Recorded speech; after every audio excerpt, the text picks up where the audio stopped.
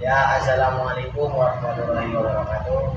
Perkenalkan, nama saya Lutfi Nur Iskandar dari kelompok biru dari TKJ 2, kelas 11 TKJ 2. Di sini saya bersama Bapak Hamdan, penjual sate, dan saya di sini ingin menggali informasi tentang persate-satean. Ya Pak, apa tujuan Anda untuk membuka usaha ini, Pak? Tujuan saya selain untuk mencari nafkah, itu untuk mengisi waktu kekosongan saya setelah selesai mengajar. Pak, lanjut Pak. Adakah karyawan yang Anda miliki untuk membantu usaha Anda? Kalau karyawan tetap itu belum ada, cuman saya ada tim. Yang satu ada yang membantu. Ketika saya pagi selesai belanja ke pasar dengan istri saya, kemudian saya mengajar atau berangkat ke sekolah. Nah, di rumah itu segala sesuatu yang menyiapkan itu istri saya, baik yang mengolah bumbu, kemudian mengolah satenya, sampai menyiapkan sebelum saya berangkat untuk berjualan. Dan ada yang di tokonya atau di tempat jualannya itu ada orang yang membantu untuk menemani saya dan ikut membantu segala sesuatunya ketika saya bisa berjalan dan untuk bisa bergantian ketika waktu. Oke. Lanjut Pak ya.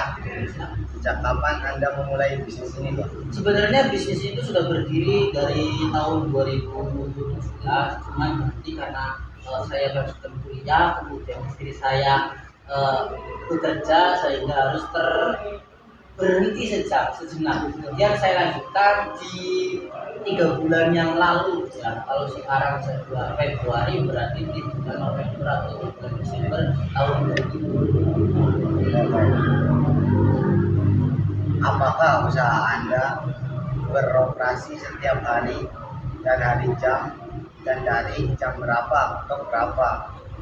Oke, saya operasi tiap hari kecuali ada halangan seperti kesibukan di luar, seperti di sekolahnya ada jam tambahan, kemudian ada acara keluar dan sebagainya. Untuk waktunya itu setiap hari ya, kecuali hari-hari tertentu yang harus mengurus libur. Bukanya dari jam 4 sore sampai jam 10 malam maksimal. Seandainya habis isya sudah selesai, sudah habis semua ya kita tutup. Tidak simpel. Kalau bukanya pasti jam 4 setelah sholat asar.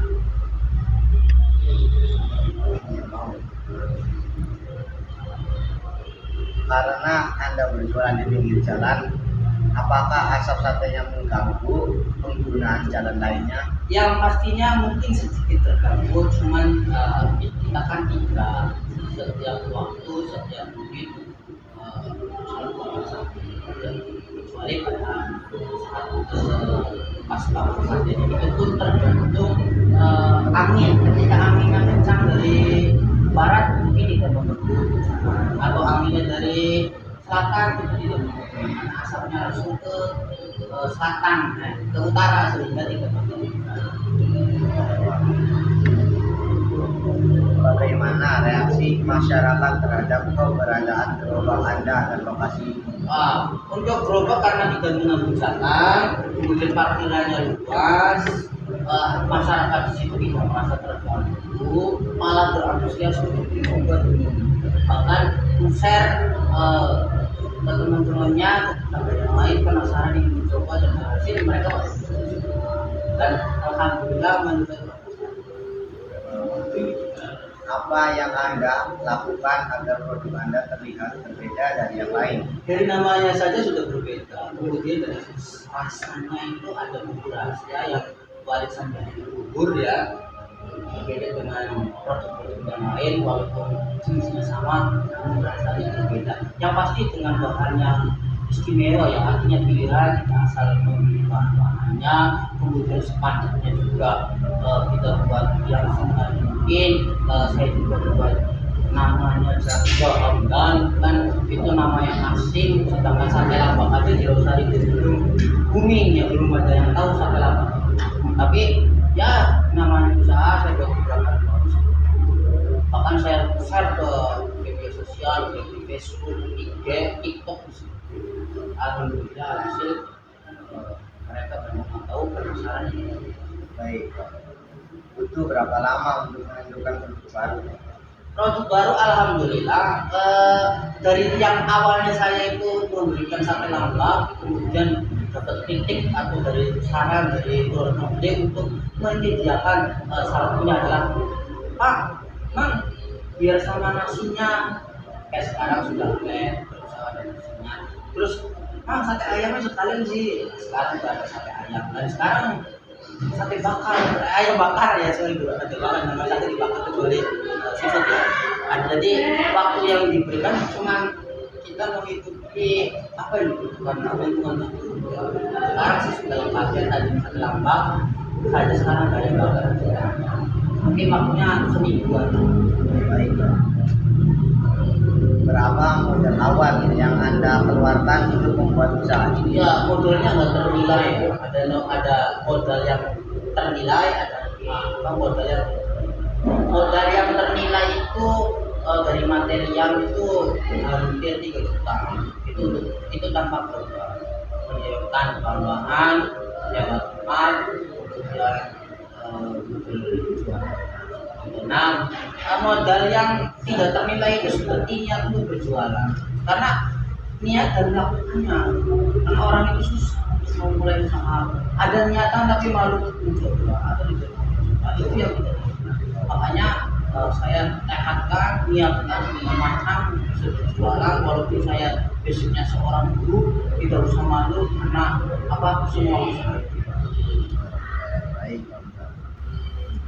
Bagaimana strategi Anda untuk mengundang daya tarik pelanggan?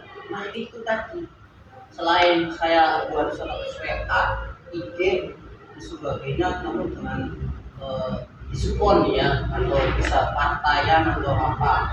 Contohnya kemarin yang bakar sudah laku, dari pertama kali itu saya posting di Facebook, alhasil menerima pesanan hampir 100 box, harga juga 50. Baik, lanjut. Apa rencana Anda untuk mempertahankan usaha ini? Mempertahankan yang pasti menjaga kualitas, terus sosialisasinya, yang rasanya harus dipatenkan, memiliki dicoba memberikan tugas ini kepada teman saya untuk mengajukan pertanyaan-pertanyaan berikutnya kepada Bapak Hamdan.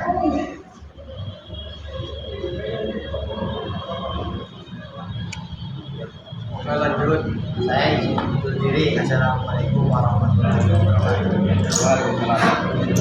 Apa rencana Anda untuk melakukan usaha ini?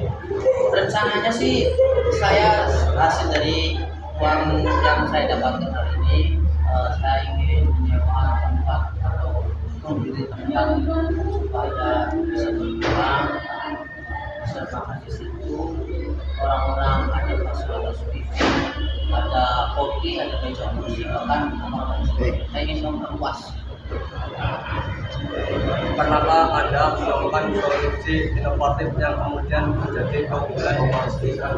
Oh banyak, terutama dari pelanggan ya. Pak, ini kayaknya bumbunya kurang ini, Pak, supaya gimana sih? Supaya rasanya itu tidak terlalu amis dan sebagainya. Ada trik-triknya, ada inovasinya. Tiap hari saya training bersama tim. Ini ada yang salah nggak, ada yang salah nggak. Jadi selalu ada ide untuk memperbaiki, ada evaluasi.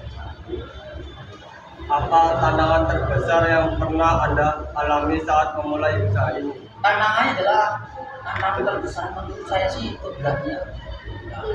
Berani untuk coba. Karena yang saya rasakan ini ketika awal itu ya ragu, tidak yakin dengan jualan. Kemudian mencari tempatnya, ya kita harus mulai dari mana. Jadi yang paling utama adalah keberanian. Bagaimana cara Anda untuk mengatur antara menjalankan usaha dan keluarga? Nah, alhamdulillah ya, saya selalu bersama dengan istri saya dan anak saya. Ketika saya belanja, saya berdebaran dengan istri saya sama anak saya. kemudian saya berangkat sekolah, ngajar, istri saya menyiapkan segala sesuatu. Walaupun tidak bertemu secara langsung, saya berkomunikasi melalui handphone semuanya. Dan setelah pulang, kebetulan istri dan anak saya itu belum tidur sehingga saya bisa mengatur waktu untuk tidur. Apalagi ketika sekolah ini saya full dengan keluarga walaupun sedikit ada liburan kemarin. Bagaimana cara menghadapi konsumen yang banyak maunya? Konsumen yang banyak maunya, ya kita bicarakan baik-baik. Sampai saat ini sih belum ada ya konsumen yang bawel, yang neko-neko minta ini, tidak ada, semuanya wajar. Tapi seandainya ada, ya mungkin akan saya jadikan apa yang dikomplain atau yang banyak maunya akan dijadikan pembelajaran. Misal kayak konsumen ini, ada nggak sih ayam bakarnya, gimana kalau dikasih sate ayam atau yang lainnya. Nah itu dijadikan oleh saya, dan bahkan ada yang komen ini kayaknya bumbunya kurang ini. Nah itu akan jadi evaluasi. Saya terima, saya tampung dengan baik, dan saya coba dan ternyata berhasil. Karena kepuasan pelanggan adalah yang paling utama. Apakah usaha ini mengubah hidup Anda? Yang pastinya kalau merubah diri tidak ya. Paling kulit saya tambah hitam aja sih ya, karena terkena asap. Kemudian bau tangan saya juga bersangit. Ya banyak siswa yang salaman saya, Pak baunya perengus sih ada. Tapi untuk mengubah hidup 100% tidak ya. Artinya biasa-biasa aja. Cuma yang tadinya tidak memiliki penghasilan luar, sekarang ada penghasilan luar. Apa yang ingin Anda capai secara pribadi melalui usaha ini? Ya, yang ingin saya capai adalah punya tempat dan lokasi sendiri. Sekarang kan masih nyewa, saya pengennya punya tempat sendiri, sehingga fasilitas yang saya berikan juga tidak tanggung. Bisa jadi free wifi, free kopi dan sebagainya. Pembelajaran apa yang Anda lakukan setelah menjalankan usaha ini? Yang pertama, saya yang basicnya dulu, kemudian hobinya berbalong ya, mengelola ikan. Sekarang tantangan menjual, itu ada sebuah keberanian ya. Saya bisa menghadapi konsumen, pembeli dan sebagainya yang tadinya hanya membeli, sekarang saya menjual. Pertama-tama sih menghilangkan rasa grogi, rasa takut, malu dan sebagainya. Jadi banyak pelajaran yang kita dapatkan ternyata dalam berjualan. Ada yang harus kita jaga, yaitu etika supaya pelanggan itu tidak terbebani. Kemudian soal interaksi yang baik seperti apa. Apakah ada saran dari Anda untuk orang-orang yang baru atau ingin memulai berdagang atau merintis usaha? Ya kalau kata saya, jangan pernah minder ya.